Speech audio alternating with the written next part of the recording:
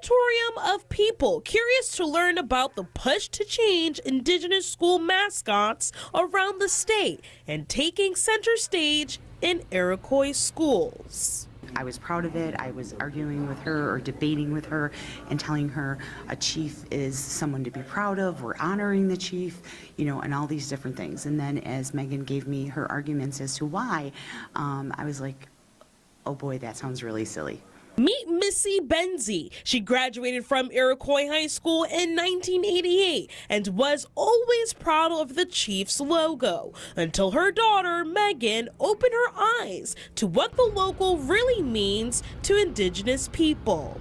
I originally started explaining the history from Columbus times, if we call it, just about colonization, residential schools, the generational trauma that has been inflicted on Indigenous people for generations, and yet we still have a mascot that is an Indigenous person. Megan is a senior at Iroquois and was adopted when she was 5 years old in Guatemala. Megan's mom tells me that her eyes opened more to the difficulties many Indigenous people like her daughter face when seeing their culture being appropriated. So being in a rural community is sometimes very difficult, and you know, and we get looks. We've had looks ever since she was a baby.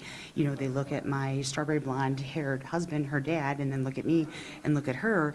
We've had those looks. I never applied that though to the school I went to, Iroquois. I'm very proud to be an Iroquois graduate.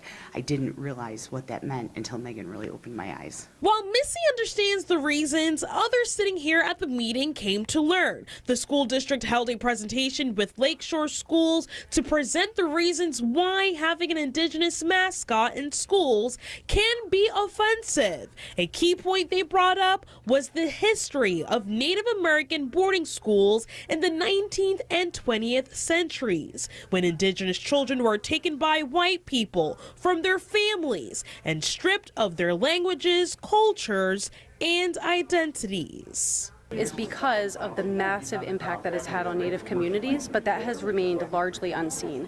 Native people have been trying to speak up about this for a very, very long time, but it's really garnering the support of our neighbors and our friends. And now, nearly a year after the state education department announced schools with Indigenous mascots needed to change, the deadline is approaching fast for Iroquois schools to make that change. So right now we're accepting recommendations from the community.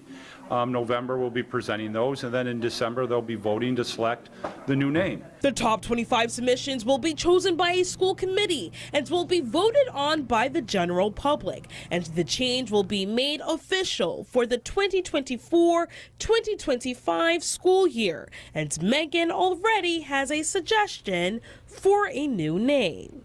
The Iroquois bears. Bears are, you know, strong, they're mighty, they're big, sometimes lovable creatures, you know. And bears have been depicted in Indigenous cultures for years. In Elma, Jocelyn Person, 7 News.